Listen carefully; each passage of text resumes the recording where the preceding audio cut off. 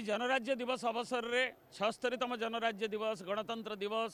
आमर पवित्र दिवस प्रत्येक भारतीय विजु जनता दल मुख्यालय रे ता पालित हो जातीय संगीत गान सह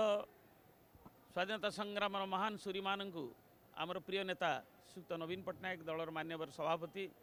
मान्यवर विरोधी दल नेता श्रद्धांजलि ज्ञापन कर देशात्मबोध संगीतर धुन भितर आमे प्रतीकात्मक भाव में स्वाधीनता संग्राम दायद को संवर्धित करने सहित श्रीयुक्त नवीन पट्टनायक ओडिया मान हृदयर नेता आमर विकास अभिव्यक्ति उपरे से मध्य दुई शब्द कहते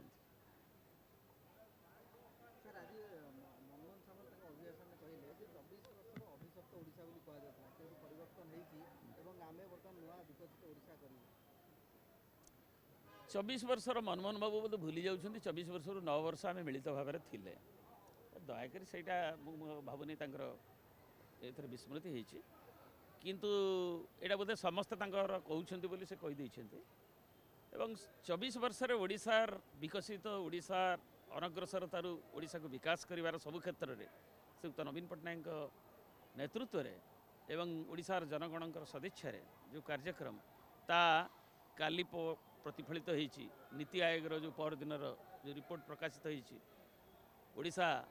आमर इंडियार फाइनेंशियल हेल्थ इंडेक्स एवं से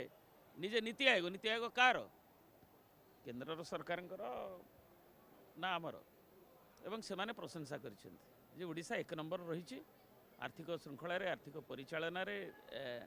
सस्टेनेबिलिटी रे लोन रिपेमेंट ठू आरंभ करी आमर अभिवृद्धि रे विभिन्न क्षेत्र में आम देखुचु एवं अतीत भी से नरेंद्र मोदी सरकार हो कि मनमोहन सिंह सरकार हो ओडिशार विभिन्न क्षेत्र में जो अभिवृद्धि विभिन्न सेक्टर रे ताकू मध्य भूयसी प्रशंसा करिसेंति एवं नीति आयोग सद्यतम उदाहरण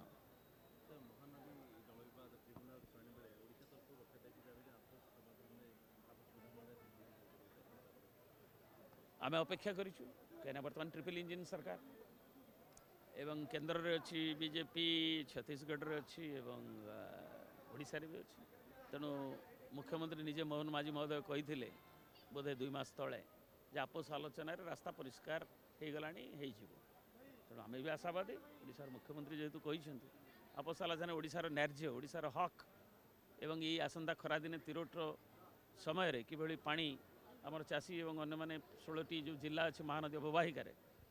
आम जनजीवन किभली उच्छन न हो तार निश्चय आगुरी सरकार ताकू करेंगे।